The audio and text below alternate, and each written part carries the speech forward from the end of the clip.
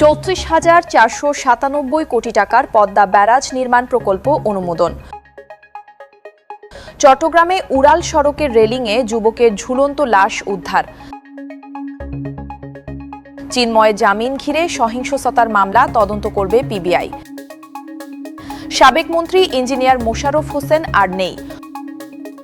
কোরবানির পশু চামড়ার দাম নির্ধারণ গতবারের তুলনায় প্রতি বর্গফুটে 2 টাকা বৃদ্ধি। কোবরা গ্রুপের প্রধান সুমন গ্রেফতার। শুভ সন্ধ্যা। রাত 9টার সংবাদে আপনাদেরকে স্বাগত জানাচ্ছি। আমি সাবিনা জাহান তুষি। এতক্ষণ শুনছিলেন শিরোনাম, এবার বিস্তারিত।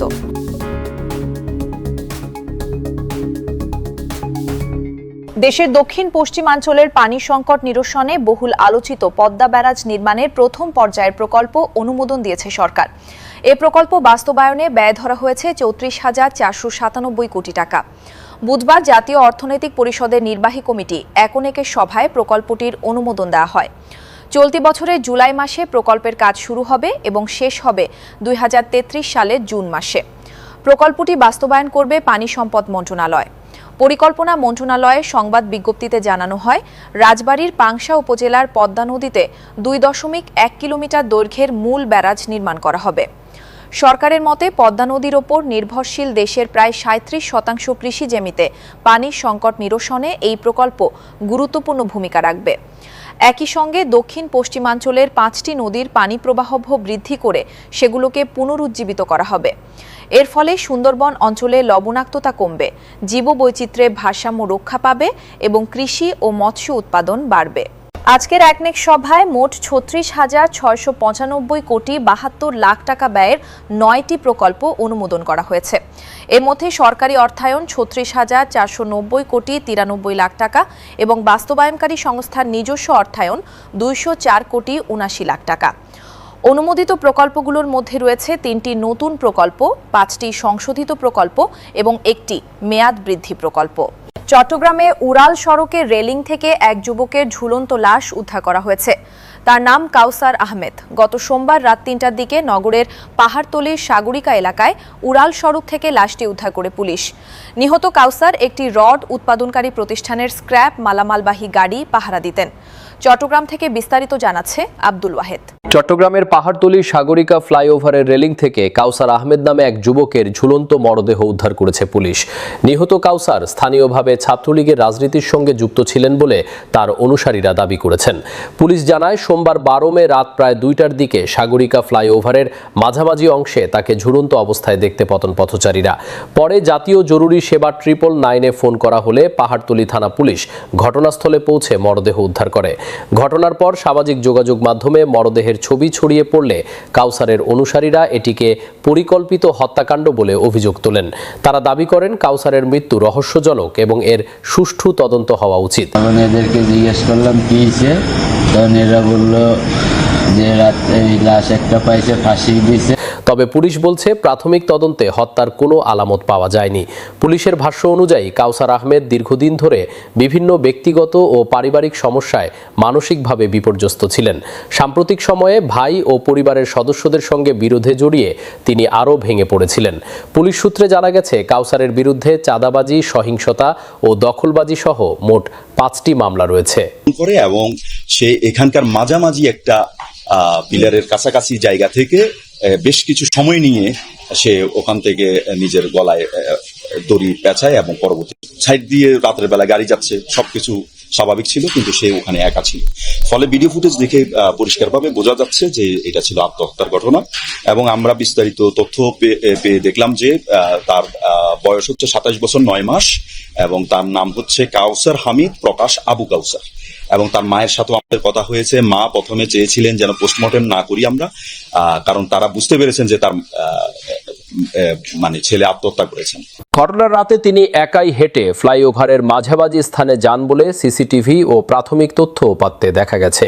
ময়নাতদন্ত শেষে মরদেহ পরিবারের কাছে হস্তান্তর করা হয়েছে।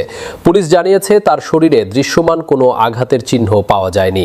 তবে মৃত্যুর প্রকৃত কারণ নিশ্চিত করতে ময়নাতদন্তের পূর্ণাঙ্গ প্রতিবেদন এবং তদন্তের চূড়ান্ত ফলাফলের জন্য অপেক্ষা করতে হবে। পুলিশ জানিয়েছে, ঘটনাটি ঘিরে সব দিক গুরুত্বের সঙ্গে খতিয়ে দেখা হচ্ছে। চট্টগ্রাম মহানগরে রাষ্ট্রদ্রোহ মামলায় ইসকন নেতা চিন্ময় কৃষ্ণ দাস ব্রহ্মচারীর জামিন আবেদন নামঞ্জুরকে কেন্দ্র করে আদালত প্রাঙ্গণে সংঘটিত সহিংসতা ও ভাঙচুরের ঘটনায় দায়ের করা মামলার তদন্তভার মহানগর গোয়েন্দা পুলিশ ডিবি থেকে সরিয়ে পুলিশ ব্যুরো অফ ইনভেস্টিগেশন পিবিআইকে দেওয়ার নির্দেশ দিয়েছেন আদালত। বুধবার চট্টগ্রাম মেট্রোপলিটন ম্যাজিস্ট্রেট আবু বকর সিদ্দিক এ আদেশ দেন। মামলাটি করেছিলেন নিহত আইনজীবী সাইফুল ইসলাম আলিফের ভাই জানে আলম। এর আগে মামলার তদন্তভার ডিবি উত্তর বিভাগের সহকারী পুলিশ কমিশনার মোস্তফা কামালের ওপর ন্যস্ত ছিল। শুনানিকালে তিনি আদালতে উপস্থিত থাকলেও মামলার অগ্রগতি বিষয়ে আদালতের বিভিন্ন প্রশ্নের সন্তোষজনক জবাব দিতে পারেননি বলে সংশ্লিষ্ট সূত্র জানিয়েছে। তদন্ত সংশ্লিষ্ট সূত্রগুলো জানায় মামলার এজাহারভুক্ত ও অজ্ঞাতনামা মিলিয়ে প্রায় 400 থেকে 500 আসামির কাউকেই এখন পর্যন্ত গ্রেফতার করা সম্ভব হয়নি। একই সঙ্গে তদন্তেও দৃশ্যমান অগ্রগতি না থাকায় আদালত তদন্ত সংস্থা পরিবর্তনের সিদ্ধান্ত নেন। আলিফ হত্যা মামলার আইনজীবী ও চট্টগ্রাম মেট্রোপলিটন আদালতের সহকারী পাবলিক প্রসিকিউটর রায়হানুল ওয়াজেদ চৌধুরী জানান, মামলার সংবাদদাতার আবেদনের পরিপ্রেক্ষিতে বুধবার শুনানির দিন ধার্য ছিল। শুনানি শেষে আদালত আবেদন মঞ্জুর করে অধিকতর সুষ্ঠু, নিরপেক্ষ ও কার্যকর তদন্তের স্বার্থে পিবিআইকে তদন্তভার গ্রহণের নির্দেশ দেন। চট্টগ্রামের প্রবীণ রাজনীতিক, মুক্তিযোদ্ধা ও সাবেক গৃহায়ন ও গণপূর্তমন্ত্রী ইঞ্জিনিয়ার মোশাররফ হোসেন আর নেই। বুধবার 13 মে সকালে রাজধানীর স্কয়ার হসপিটালে চিকিৎসাধীন অবস্থায় তিনি শেষ নিঃশ্বাস ত্যাগ করেন। মৃত্যুকালে তার বয়স হয়েছিল 83 বছর। ইঞ্জিনিয়ার মোশাররফ হোসেন দীর্ঘ রাজনৈতিক জীবনে বাংলাদেশ আওয়ামী লীগের একজন জ্যেষ্ঠ নেতা হিসেবে গুরুত্বপূর্ণ ভূমিকা পালন করেন। তিনি সাবেক গৃহায়ন ও গণপূর্তমন্ত্রী ছিলেন এবং চট্টগ্রামে মিরসরাই আসন থেকে 7 বার জাতীয় সংসদ সদস্য নির্বাচিত হন। তিনি ছিলেন একজন বীর মুক্তিযোদ্ধা। দেশের অবকাঠামো উন্নয়ন, রাজনৈতিক নেতৃত্ব এবং চট্টগ্রামের উন্নয়নে তার অবদান ব্যাপকভাবে স্মরণীয় হয়ে থাকবে। তার মৃত্যুতে রাজনৈতিক অঙ্গনসহ বিভিন্ন মহলে গভীর শোকের ছায়া নেমে এসেছে। পারিবারিক সূত্রে জানা গেছে, মরহুমের জানাজা ও দাফনের সময়সূচি পরে জানানো হবে। আসন্ন পবিত্র ঈদুল আজহাকে সামনে রেখে কোরবানির পশু চামড়ার নতুন মূল্য নির্ধারণ করেছে সরকার। এবছর ঢাকায় গরুর লবণযুক্ত চামড়ার প্রতি বর্গফুটে গত বছরের তুলনায় 2 টাকা বাড়ানো হয়েছে। বুধবার বাণিজ্য মন্ত্রণালয়ে অনুষ্ঠিত কোরবানি সংক্রান্ত ব্যবস্থাপনা বিষয়ক সভা শেষে সাংবাদিকদের এ তথ্য জানান বাণিজ্য মন্ত্রী খন্দকার আব্দুল মুক্তাদির। নতুন নির্ধারিত দামে ঢাকায় গরুর প্রতি বর্গফুট লবণযুক্ত চামড়া বিক্রি হবে 62 থেকে 67 টাকায়।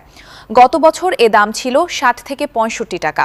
ঢাকার বাইরে এ দাম নির্ধারণ করা হয়েছে 57 থেকে 62 টাকা, যা গত বছর ছিল 55 থেকে 60 টাকা।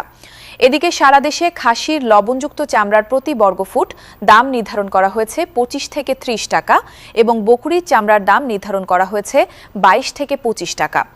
চামড়া সংরক্ষণে এবারও সরকার বিনামূল্যে 17 কোটি 60 লাখ টাকার লবণ বিতরণ করবে বলে জানিয়েছেন বাণিজ্যমন্ত্রী। তিনি বলেন, ব্যবসায়ী, মসজিদ ও মাদ্রাসাগুলোকে চামড়া সংরক্ষণে প্রয়োজনীয় সহায়তা দেওয়া হবে। মাননীয় প্রধানমন্ত্রী 20 কোটি টাকা অনুমোদন করেছেন বিনামূল্যে গ্রাম পর্যায়ে, উপজেলা, শহর সমস্ত পর্যায়ে যাতে লবণ সরবরাহ করা যায় চামড়া সংরক্ষণের জন্য, এবং সাথে সাথে তাদের যেটা মোটিভেশনাল ওয়ার্ক, যেটা প্রচারণা করবে, সেটার দায়িত্ব স্থানীয় প্রশাসনকে দেয়া হয়েছে। বগুড়া শহরে চাঁদাবাজি, মাদক ব্যবসা, ছিনতাই ও সন্ত্রাসী কর্মকাণ্ডে জড়িত থাকার অভিযোগে কথিত কোবরা গ্রুপের প্রধান সুমনকে গ্রেফতার করেছে জেলা গোয়েন্দা পুলিশ। এ সময় তার কাছ থেকে একটি ধারালো বার্মিজ চাকু উদ্ধার করা হয়েছে। মঙ্গলবার 13 মে দুপুরে এক প্রেস ব্রিফিংয়ে এসব তথ্য জানান জেলা গোয়েন্দা পুলিশ ওসি ইকবাল বাহার। এর আগে সোমবার দুপুরে শহরের জলেশ্বরীতলা এলাকায় অভিযান চালিয়ে তাকে গ্রেফতার করা হয়। সুমনের বিরুদ্ধে মাদক, ছিনতাই ও হত্যাসহ অন্তত 8টি মামলা রয়েছে। গ্রেফতারকৃত সুমন দীর্ঘদিন ধরে বগুড়া শহরের মালতীনগর, স্টাফ কোয়ার্টার, বটতলা, মালতীনগর দক্ষিণপাড়া, কলোনি ও ঠনঠনিয়া বাসস্ট্যান্ড সহ বিভিন্ন এলাকায় কোবরা গ্রুপ নামে একটি সন্ত্রাসী চক্র পরিচালনা করে আসছিলেন। দীর্ঘদিন ধরে আমাদের শহরের বিশেষ করে বেজুড়া, কলোনি, ঠনঠনিয়া, মালতীনগর এই সমস্ত এলাকাতে সে সন্ত্রাসী, চাঁদাবাজি, ছিনতাই সহ বিভিন্ন অপরাধ করে আসছিল। সে তার একটা সিস্টেম আসে, সে একটা যে কোনো একটা অপরাধ করে সে পালিয়ে যায় এবং সার্বক্ষণিক সে তার সাথে চাকু রাখে।